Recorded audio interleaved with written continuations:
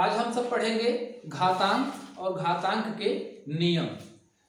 जैसे यदि हमें 100 लिखना है तो हम 10 गुणे 10 लिख सकते हैं, या इसी तरह अगर हमें 1000 लिखना है तो हम 10 गुणे 10 गुणे 10 लिखते हैं। 10 गुणे 10 गुणे 10 का मतलब है कि 10 को आपस में 3 बार गुणा किया गया, और इसी को हम लिख सकते हैं इस तरह से, जिसे कहा जाता है 10 पर घात 3, या इंग्लिश में इसी को कहते हैं 10 to the power 3, जहां पर 10 को आधार यानी बेस कहा जाता है, और यहां पर 3 जो है इसे घात कहा जाता है, या इसी को पावर कहते हैं या इंडिसेस कहते हैं। तो अब हम घातांक के नियम पढ़ेंगे, लॉ ऑफ इंडिसेस। इसको ऐसे समझिए कि अगर a पे पावर m गुणे a पे पावर n है तो हम देख रहे हैं कि दोनों जगह पर बेस जो है वो समान है, a है यहां पर भी और a ही यहां पर है, लेकिन यहां पर पावर m है और पावर n है, तो दोनों के आधार समान है लेकिन पावर दोनों का अलग अलग है, और दोनों को आपस में गुणा किया गया है। तो a पर घात m गुणे a पर घात n को हम लिख सकते हैं a पे घात m प्लस n। इसी तरह दूसरा नियम है कि अगर a पर घात m है और इसको हम भाग दे रहे हैं a पर घात n से, तो यहाँ पे हो जाता है a power m minus n। इसी तरह तीसरा नियम है कि अगर a पर पावर m हो और हम इसके ऊपर ओवरऑल पावर n लगाएं तो इसका वैल्यू हो जाता है a power m into n, और अगर a पर पावर 0 है इसका मतलब होता है कि वैल्यू 1 होगी। किसी भी बेस पर अगर पावर 0 होता है तो इसका मतलब कि उसका वैल्यू 1 होगा। और पांचवा है कि अगर किसी भी बेस पर पावर 1 है तो उसका वैल्यू वह बेस स्वयं हो जाता है। अब हम इसी लॉ ऑफ इंडेक्स को आइए संख्याओं के माध्यम से समझते हैं। जैसे पहला नियम था कि a to power m into a to the power n, तो इसका वैल्यू होता है a to the power m plus n।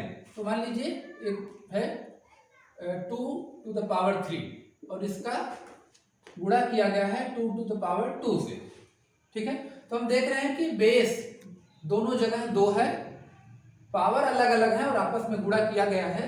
तो क्या किया जाएगा, इसके आधार को एक बार हम लिख लेंगे और पावर जो था 3 और 2 इनको आपस में जोड़ देंगे। तो 2 लिख लिए और 3 प्लस 2 होता है 5, तो 5 लिख लिए। अब 2 टू द पावर 5 का मतलब होता है कि 2 का आपस में गुणा 5 बार हुआ है। 5 बार गुणे का मतलब हो गया 2 दूनी 4, 4 दूनी 8, 8 दूनी 16, 16 दूनी 32। तो अगर 2 टू द पावर 3 का गुणा है 2 टू द पावर 2 से, तो हमें अलग अलग गुणा करने की जरूरत नहीं है, हम इस फॉर्मूले से एक ही बार में इसका वैल्यू कैलकुलेट कर सकते हैं। और अगर आप चाहें तो इधर भी इसका मान निकाल के देख लें। 2 टू द पावर 3 का मतलब 2 इंटू 2 इंटू 2, और यहाँ 2 टू द पावर 2 मतलब 2 इंटू 2। तो यहाँ भी हम देख रहे हैं टोटल 5 बार हैं, तो कैलकुलेट करने पर 32 ही आएगा। इसी तरह अब हम दूसरे लॉ ऑफ इंडेक्स को पढ़ेंगे। जैसे a to the power m divided by a to the power n, इसका वैल्यू होता है a to the power m minus n। तो मान लीजिए 5 पे घात यहाँ पे 5 है और इसको भाग हम कर रहे हैं 5 पर घात 3 से। तो अब यहाँ पे हमें अलग अलग वैल्यू निकालने की जरूरत नहीं है और फिर भाग करने की जरूरत नहीं है, क्योंकि यहाँ पर आधार दोनों में समान है जो कि 5 है, तो उस आधार को हम लिख लेंगे। और पावर अलग अलग है तो पावर का एक दूसरे से हम सब्ट्रैक्शन कर देंगे। 5 माइनस 3 तो हो जाएगा 5, और 5 माइनस 3 हो गया 2, तो 5 पे घात 2, यानी इसका मतलब है 5 गुणे 5 तो आ गया 25। तो 5 to the power 5 divided by 5 to the power 3 इसका वैल्यू होगा 25 यानी 25। और इसी तरह हम तीसरा नियम पढ़ेंगे। तीसरा नियम है कि a to the power m whole power n का वैल्यू हो जाएगा a to the power m into n। तो मान लीजिए यहाँ पे 2 पर घात लगा है 3 और इसके ऊपर ओवरऑल पावर एक और हम लगा दे रहे हैं 2, तो इसकी वैल्यू क्या होगी? हम यहाँ पे आधार एक बार लिख लेंगे 2 और जो पावर 3 और उसके ऊपर फिर पावर 2, ये दोनों पावर को आपस में हम गुणा कर देंगे, उसका प्रोडक्ट लिख लेंगे। तो 2 और 3 गुणे 2 होता है 6, तो 2 पे घात 6, इसका मतलब कि 2 का गुणा आपस में 6 बार करेंगे। तो इसको जब हम करेंगे तो 2 दूनी 4 4 16 32 64 इसका वैल्यू आ जाएगा। तो इस तरह से हम 3 लॉ ऑफ इंडिसेस पढ़े और 2 और पढ़ेंगे, वो दोनों बहुत ही आसान है।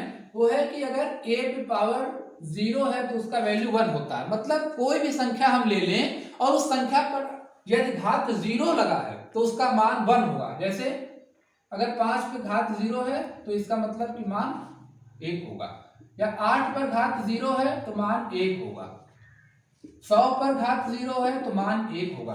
कोई भी संख्या है उस पर घात 0 है तो मान उसका 1 होगा। और इसी तरह अंतिम है कि a to the power 1 का वैल्यू होता है 8। कोई भी हम संख्या ले लिए, मान लीजिए हम 13 ले लिए हैं, 13 पर अगर घात 1 लगाते हैं तो उसका वैल्यू 13 ही होगा। हम 25 ले लिए, 25 पे घात अगर 1 है तो इसका वैल्यू 25 होगा। इस तरह से हम लॉ ऑफ इंडिसेस पढ़े हैं। यदि किसी को इसमें कोई समस्या है तो आप कमेंट सेक्शन में इसे पूछेंगे। धन्यवाद।